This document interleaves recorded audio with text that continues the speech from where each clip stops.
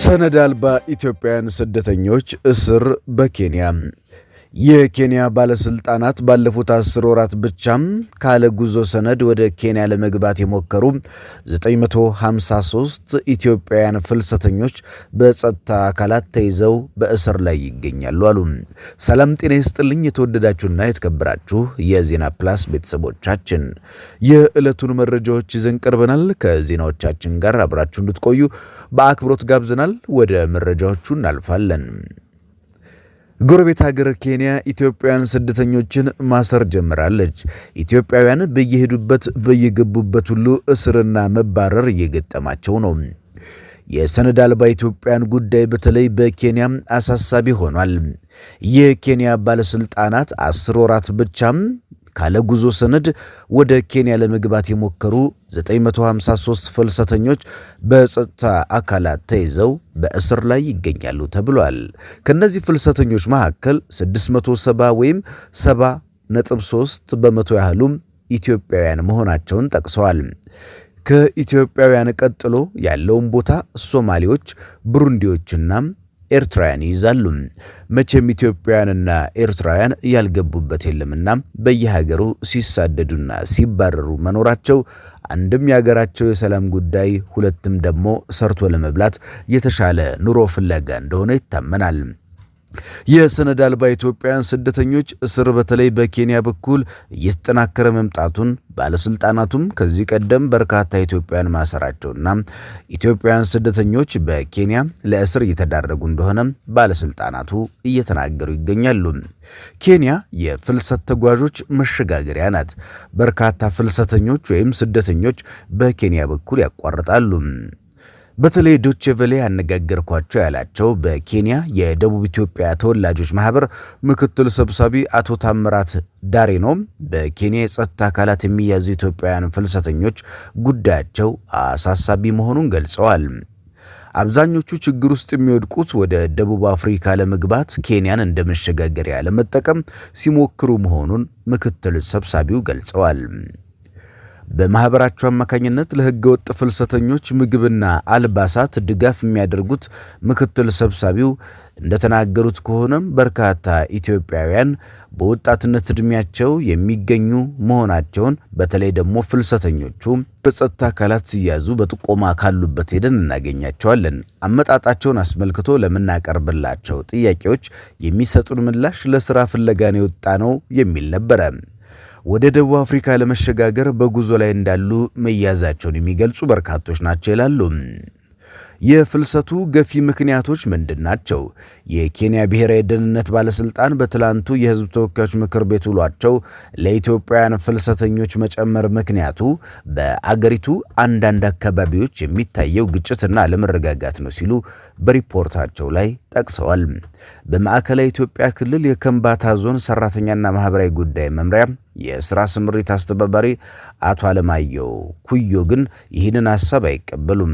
ይልቁንም አብዛኞቹ ፍልሰተኞች የሚነሱት አንጻራዊ ሰላም በማይታይባቸው ከማዕከላዊ ኢትዮጵያ ክልል የከምባታና የሃዲያ አካባቢዎች መሆኑን አለማየሁ አስረድተዋል።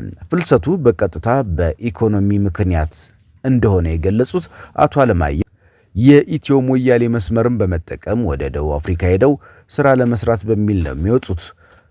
በዚህ ብዙዎች ለሞት ለአካል ጉዳትና ለእስር እየተዳረጉ ይገኛል። የኢትዮ ሞያሌ መስመርን በመጠቀም ወደ ደቡብ አፍሪካ ሄደው ስራ ለመስራት በሚል ነው የሚወጡት። በዚህ ብዙዎች ለሞት ለአካል ጉዳትና ለእስር እየተዳረጉ ይገኛሉ። በእኔ አስተያየት የፍልሰቱ ጉዞን ለመቀነስ መፍትሄው ሁለት ነው። የመጀመሪያው ለወጣቶች የስራ ዕድል ማመቻቸት ሲሆን፣ ሁለተኛው ደግሞ በስደት አስከፊነት ዙሪያ የግንዛቤ ማስጨበጫ መስራት ይገባል ሲሉም ተናግረዋል። በሌላ በኩል ደግሞ ኢትዮጵያውያንና ያላባራው ህገወጥ የሰዎች ዝውውር ዓለም አቀፉ የፍልሰተኞች ድርጅት IOM ይፋ ባደረገው መረጃ በጥቅምት ከኢትዮጵያ የሚነሱ ድንበር መሻገር የሚፈልጉ ኢትዮጵያ የሚነሱ ድንበር የመሻገር እንቅስቃሴዎች 26 በመቶ ጭማሪ እንዳሳዩ ገልጿል። እንቅስቃሴዎቹ በሱዳን በጅቡቲና በሶማሊያ በኩል መመዝገባቸውን የጠቀሱት ድርጅቱም የኢኮኖሚ ጫናዎች በግጭት መጨመርና ሰብአዊ ጥቃት እንዲሁም ሌሎች ስጋቶች ስደተኞችን ከሀገራቸው እንዲወጡ ያስገድዳሉ ብለዋል።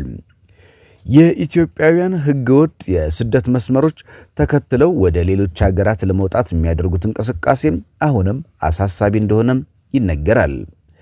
መንግስት የሁለትዮሽ የሥራ ስምምነት ወዳላደረገባቸው ሀገራት ለከፋ ብዝበዛ እንዲሁም ለእገታ ወደሚጋለጡ መስመሮች ማሳሰቢያዎችን ችላ ብሎ መጓዝ መቀጠሉን የውጭ ጉዳይ ሚኒስትሩም ጌዲዮን ጢሞቴዎስ ትላንትና ከህዝብ ተወካዮች ምክር ቤት አባላት ለቀረበላቸው ጥያቄ መልሰዋል። እስርን ጨምሮ አስቸጋሪ ባሉት ሁኔታ ውስጥ የነበሩ 26000 ዜጎች ባለፉት 4 ወራት ከሳዑዲ አረቢያ ብቻም እንደተመለሱ ተነግሯል። ሚኒስትሩ በማጭበርበር ሥራ ተገደው ሲሰሩ የቆዩም 1300 ኢትዮጵያውያን ከማናማር እስካሁን መመለሳቸውን ጠቅሰዋል። በሀገሪቱ የሚገኙ የኢትዮጵያ ኤምባሲዎችና የቆንስላ ጽሕፈት ቤቶች ኢትዮጵያውያን ከሚገጥማቸው ችግር ለማስወጣት ያልተቋረጠ ጥረት እያደረጉ እንደሚገኙ ገልጸዋል። ዓለም አቀፉ የፍልሰተኞች ድርጅት IOM ሰሞኑን ይፋ ባደረገው መረጃ በጥቅምት ወር ከኢትዮጵያ የሚነሱ ድንበር የመሻገር እንቅስቃሴዎች 26 በመቶ ጭማሪ እንዳሳዩ አመልክቷል። እንቅስቃሴዎቹ በሱዳን፣ በጅቡቲና በሶማሊያ በኩል መመዝገባቸውን የጠቀሰው ድርጅቱ የኢኮኖሚ ጫናዎችና በግጭት ምክንያት እየጨመረ የመጣ ነው ሲል የሰብአዊና የጥበቃ ስጋቶች ዋና ዋና እንደሆኑ ጠቅሷል። ንጋት ግሎባል ኢኒሼቲቭ የሚባል በዘርፉ የተሰማራ ድርጅት መስራች ኃላፊ አቶ ዳንኤል ለዶይቼ ቬለ እንዳሉት መሰል ስራ ሂደቶች እየተደረጉ ነው። የመካከለኛው ምስራቅ በደንብ አለ። ሌላ አሁን ደግሞ መልኩን ቀይሮ የተማሩትም ስራ ያላቸው የተሻለ ስራ በሚል እሳቤ ወደ ታይላንድና ማይናማር፣ ካምቦዲያ አካባቢ የሚደረጉ ጉዞዎችም አሉ ብለዋል።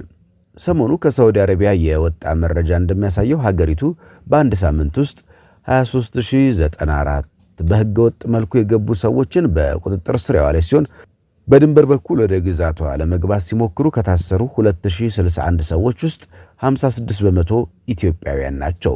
የውጭ ጉዳይ ሚኒስትሩ እንዳሉት በአማካኝ ማታለያዎች ከመጋለጥ መጠንቀቅ ያለባቸው ለዚህ ነው። ግጭት፣ ጦርነት፣ እገታን፣ ስራ ማጣትን በመሸሽ የተሻለ ለሚሉት ህይወት ስደትን የሚመርጡ ዜጎች ተበራክተዋል። የሰዎች ዝውውር የሚቀር ጉዳይ አይደለም የሚሉት አቶ ዳንኤል ውጭ ሀገር የሚሰራው ስራ እዚህ ለመስራት አለመድፈር እንዳለው ነው። በመንግስት ደረጃ ህጋዊ ስራ ስምምነት የተደረገባቸው መዳረሻ ሀገራት ቁጥራቸው ጥቂት ከመሆናቸው ባሻገር በርካታ የሰዎች አዘዋዋሪዎች መረብ ውስጥ የሚገቡ አሉ ብለዋል። ከዚህ ጋር በተያያዘ የኬንያ መንግስት መስከረም 2024 እና 2025 ነሐሴ መካከል በኬንያ ተያዙ ካላቸው ህጋዊ ፍቃድ ከሌላቸው ፍልሰተኞች ውስጥ 70 በመቶ ያህሉ ኢትዮጵያውያን ናቸው። የሀገሪቱ ባለስልጣናት ይህን ኢትዮጵያ ውስጥ እየጨመረ ከመጣው ግጭትና የፖለቲካ ውጥረት ጋር ያያይዙታል።